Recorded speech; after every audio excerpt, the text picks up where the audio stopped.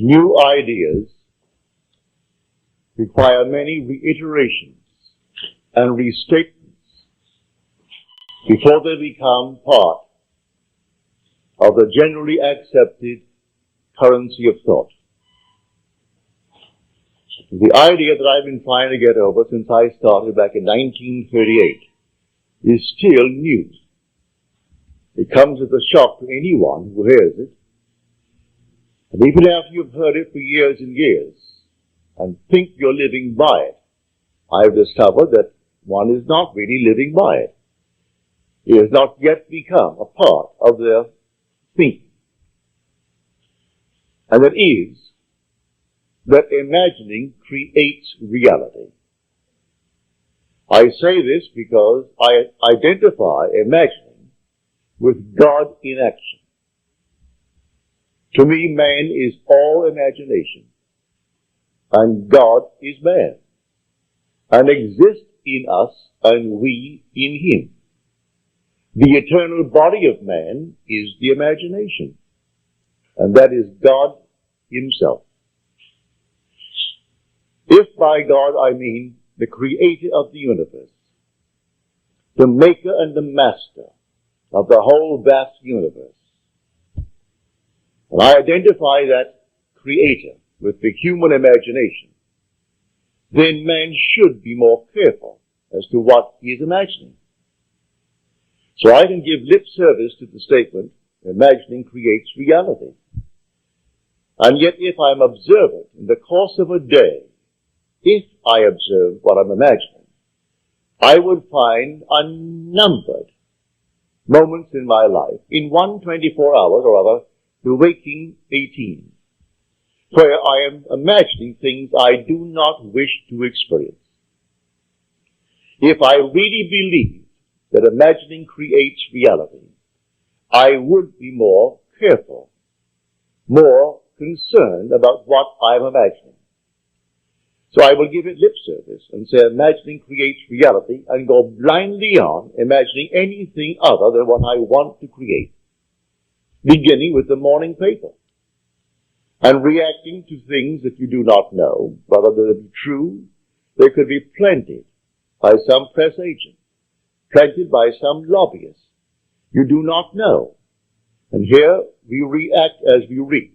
And then we go through the life in just 24 hours and find that most of the 24 hours we spend imagining what we do not wish to experience. If man would only look upon the world as a world of appearance, behind which the reality of imagining lay, he would find the truth. He would find God. Now there's a story told in the 17th chapter of the book of Acts. Now it's a story. Whether it was historically true or not, it doesn't really matter. It's trying to push a point to the fore. It is said that the men of Athens spent all day in the marketplace looking for a new idea, either telling one or hearing one. Then came upon the scene one called Paul, and they wondered, what has this babbler to say? What is his new idea? And he told them the idea of Jesus and the resurrection. And we are told the Epicureans and the Stoic philosophers mocked him and scoffed at him. Others say we will hear more about this later.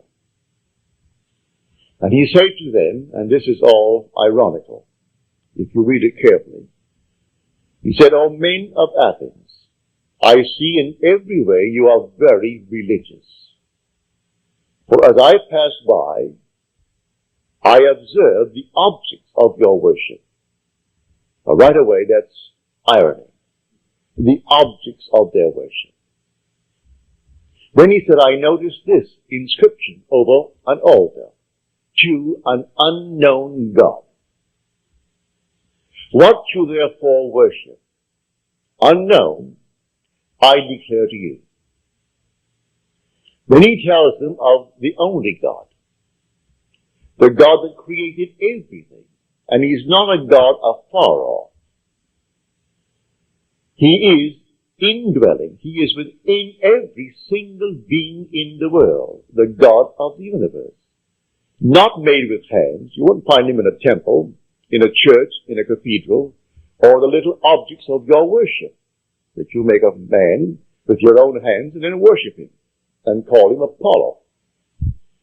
But here the God that I speak of is within everyone. That's the God of whom I speak. That's the God that raises from the dead.